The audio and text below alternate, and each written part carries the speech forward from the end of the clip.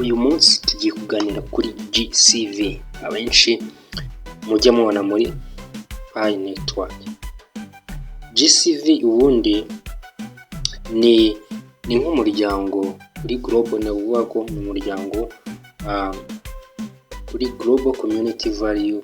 Uyu muryango rero navuga ko utanga agaciro cyangwa se wumva ibyo community y'abapioneer ikora cyangwa se ibyo yifuza gukora, cyangwa se ikaba yagira ibyo nayo itangaza. Iyi rero navuga ko GCV ikoreshwa cyangwa se ni group, navuga ko ari community, aho rero ireberera buri kimwe cyose kiri gukorwa cyangwa se kiri kugenda muri Pi Network cyangwa se user community. Ubwo ndi kuvuga pioneer, iyo tuvuze user community navuga ko ari pioneer. GCV rero iyo ubwayo yisanisha n'agaciro cyangwa se ibyo baba community, b'abantu baba pioneer bari gukorera cyangwa se bari gukora mu mirimo ijyanye no kumininga. Aha rero navuga ko nk'urugero nko kumininga cyangwa se ibyo ba participating cyangwa se binjira muri iyi application ya Pi.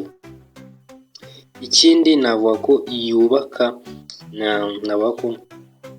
yubaka network mu ba pioneer. Ndi kuvuga navuga ko nko network iyo tuze navuga ko ari nko communication, hazamo ibintu bya communication, gutanga amakuru agiye atandukanye. Icy'ingenzi rero ni ukuvuga ngo cyerekana ko iyi GCV yerekana abantu cyangwa se yerekana statistics, naba ko irimo zitanga statistics cyangwa se ikaba yatangaza cyangwa se yareba ibyo abantu bari gukora. Iyi rero ikindi akandi kamaro kanini GCV ifite, yerekana cyangwa se ikaba yatangaza amaPi cyangwa se amaPi coin umuntu ashobora kuba ya mininga, cyangwa se umuntu ayo ari mininga. Nuwango it mining how much user can earn. Nuwango ni kimwe nababwiraga ya statistic. Rero ijambo GCV umuntu wango muri Pi Network, intego yayo nabako ari ugucreating cyangwa se gushyiraho ubukungu budashingiye kuri centralized. Iyo tuvuze centralized hazamo zino central bank, aho rero agaciro ka network kagenda kazamuka uko abantu bagenda binjira muri Pi. Ikindi iyi GCV icontributinga muri ecosystem mu mikorere y'i Pi Network. Nabako rero iyi GCV ikindi navuga ko igikora ngo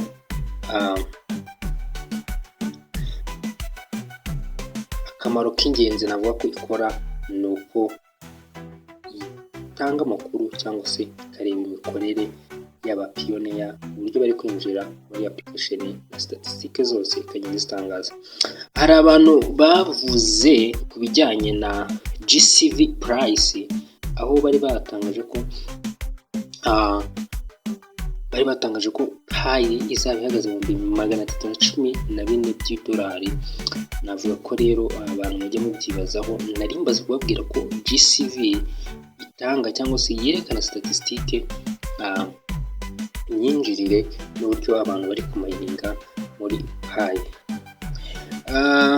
Rero ibi bijyanye n'agaciro navuga ko GCV yari yatangaje ko $314, ariko mu bijyanye n'agaciro navuga ko nta gaciro kari official katangajwe. Uwango nta gaciro kari official katangajwe. Navuga ko ibingibi bigenda bigaragara nkaho agaciro ari $314. Pi ubwayo biracyari mu byo bita mainnet phase, aho abantu bashobora kuba bamininga coin, ariko izo coin ntizibe zacuruzwa ku ma exchange. Iyo rero bari muri mainnet phase nari nababwiye ko ari cya gihe abantu baba bari kumayininga bakaba banakora n'ama-KYC n'ibindi. Rero ntabwo bisobanuye ko agaciro ka Pi kamaze gutangazwa. Mu masoko agiye atandukanye ubundi ifaranga rijya ku isoko ari uko iza mainnet phase yarangiye. Ubwo rero bisobanuye ko nta giciro GCV yigeze ishyiraho ngo yemeze iki giciro ni official. Dore impamvu ni ukubera ko igiciro twamaze kumva ko gitangazwa iyo coin yavuye muri mainnet phase ikaba yajya ku ma exchange. Icy'ingenzi rero mu kumenya ni uko Pi network izagira agaciro kari hejuru. Ikindi nabwo ni ifaranga ubona ko rifite ahazaza heza cyane. Navuga ko ifite ahazaza heza cyane tugendeye ku mikorere n'abantu bayinjiramo umunsi ku munsi. Ibi byerekana ko Pi izaba ari coin ifite agaciro cyane. Ubwo bivuze ko kiriya giciro nubwo mukibona kuriya ntabwo kiraba official. Navuga ko rero kuba ba predictinga igiciro bashobora gupredictinga igiciro bagendeye ku bintu bigiye bitandukanye. Navuga ko GCV ubwayo ishobora gutangaza igiciro igendeye kuri ibi bintu bitandukanye. Navuga ko hari icyo bita adoption and use case. Aha rero navuga ko ari kigendera kuri adoption and use case. Agaciro ka Pi gashobora kugenwa na community ariyo GCV. Rero navuga it's community ariyo GCV bagendeye ku bwinshi bw'abantu cyangwa se bw'abantu bari muri Pi ku isi yose. Mu gihe abo bantu baba bakora ama-transaction cyangwa se bakinjira mu isi yo mininga Pi. Ibi rero navuga ko bishobora kugeza ku kintu gikomeye mu bijyanye n'ubucuruzi cyangwa se muri platform nka Pi network. Bikaba rero byatuma agaciro kazamuka kuba abantu bari kuba adoption. Ikindi bakaba bari gukoresha application uko abantu binjira ari benshi, uko abantu baza ari benshi, kuba bakwinjira muri application bishobora gutita mining cyangwa bishobora kwerekana ko GCV community cyangwa se community ibi bishobora gutuma igiciro cya Pi kizamuka. Ahangaha ndi kubabwira ku bintu bishobora gutuma Pi izifite agaciro kari hejuru. Ikintu cya kabiri navuga ko ni mainnet launch. Pi yavuye muri testnet ijya muri mainnet. Iyi ni step navuga ko ari step iri success. Igihe Pi izaba yacuruzwa ku ma exchange, isoko rikaba ryakwerekana igiciro rigendeye ku supply and demand, abaguzi n'abagurisha. Ahangaha GCV ubwo tuba ya community ishobora kureflectinga ikaza mu isoko, mu mikorere y'imiso y'amasoko. Tuvuge abantu ifaranga rigiye ku isoko, abantu hari abademand n'abasupply. None ya GCV ya community y'GCV ifaranga ryagiye ku isoko, binjiye nabo mu isoko. Uko binjiramo niko bagura za coin, uko bazigura niko rya faranga rigenda rizamura agaciro. Mwumve neza icyo kintu. Ariko uko binjiramo bakarigurisha, rya faranga rizamura agaciro. Ibi rero biri mu bintu nawe ni ikintu cya kabiri cyerekana ko cyangwa se factor ishobora gutuma ifaranga rigira agaciro. Hari icya gatatu bita market sentiment. N'izindi cryptocurrency igiciro cya Pi cyangwa se kuba GCV yabizamo bizatuma cyangwa se bizinjira cyangwa se bizatuma isoko rigira imbaraga. Igihe isoko riri bullish, abaguzi cyangwa se abashoramari bazabona inyungu. Uko babona inyungu niko bazagura nabo coin nyinshi, y'amafaranga bikazamura agaciro. Market sentiment uko rero kandi masoko cyangwa se andi ma coin ayagiye ku isoko, tuvuge nk'urugero nk'umukire Elon Musk akaza akaba ati ngiye nguze Bitcoin wenda 100 n'urugero. Elon Musk akimara kugura Bitcoin wenda nk'ijana, directly mu isoko bigomba guhita bihinduka, ifaranga rikahita rizamuka. Ariko bitavuze ko Elon Musk ashobora kuba yaraziguze then awe akavuga ati ngiye kugurisha Bitcoin zanjye nari mfite, directly isoko rizamanuka. Icyo bisobanuye ko ni ibintu navuga ko bidetermininga uko isoko riri bugende, movement. Ubundi muri trading tubyita fundamental analysis. Ni cyagihe hazamo n'amakuru, news. Niba ari umuntu ukomeye winjiye mu isoko aje kugura coin runaka, icyo ari bukore, niba ari bugure icyo gihe ifaranga rizazamuka, niba ari bugurishe ifaranga rizamanuka. Rero market sentiment nk'uburyo bwa gatatu nari maze kubabwira, mu bishobora gutuma GC cyangwa se muri factor ishobora gutuma GCV igira uruhare muri izamuka ry'agaciro rya Pi, harimo market sentiment. Ikintu cya kane navuga ko cyatuma rero ifaranga rizamuka, hari ibyo bita regulatory factors. N'izindi cryptocurrency, leta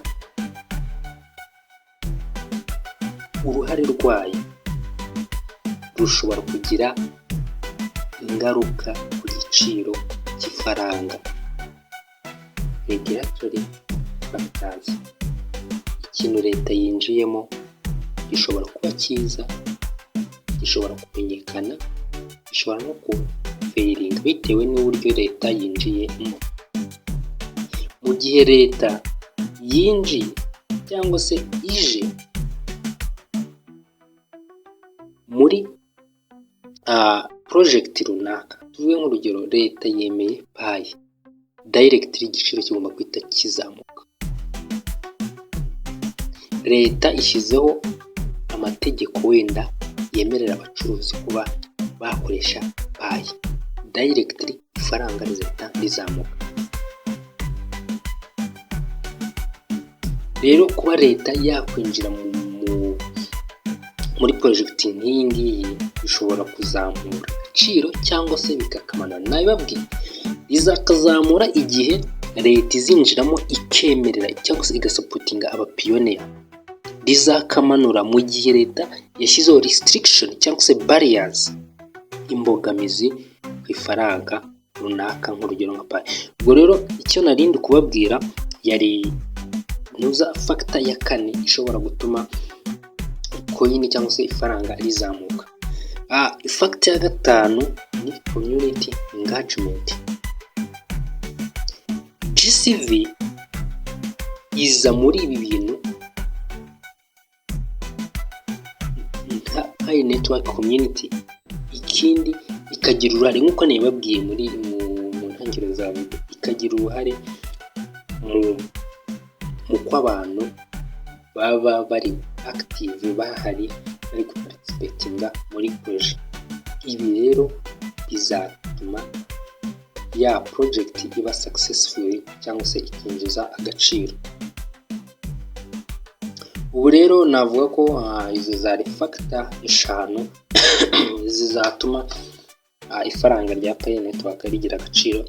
Ubu rero ikindi navuga wenda ku stage Pi network igezeho, aho igeze nabo ko Pi network igeze kuri mainnet phase nk'uko nabibabwiye.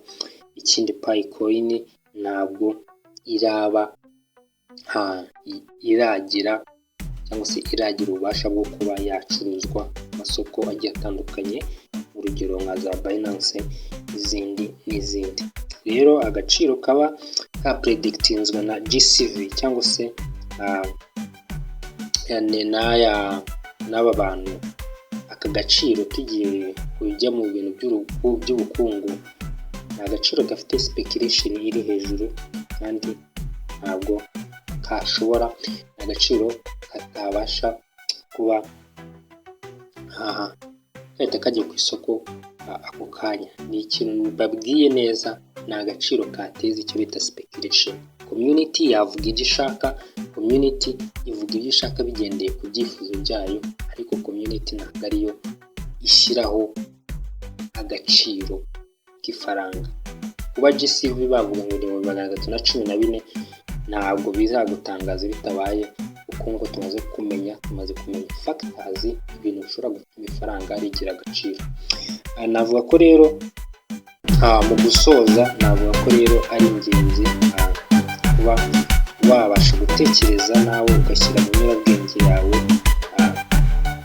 ukavuga ati se agaciro k'ifaranga rishobora kuba ari irihe, kugira ngo bitazagutungura ubonye agaciro GCV yatangaje atari ko iziyeho, kuko ifaranga rigira agaciro rigendeye kuri factors zitandukanye uko namubwiye, harimo adoption, hakazamo market demand, hakazamo technology development, regulatory acceptance, ariyo namubwiye byizamo hazamo leta ikaba yagira uruhare muri iri faranga. Mu gihe leta igize uruhare muri faranga, nta kabuza ifaranga rizagira agaciro. Nshimiye buri umwe wese yakoze subscribe, ntangura n'umuntu utarakora subscribe kuba yaza akora subscribe, tuganira ibintu bigiye bitandukanye, kandi nizera ko tuzagera kuri byinshi.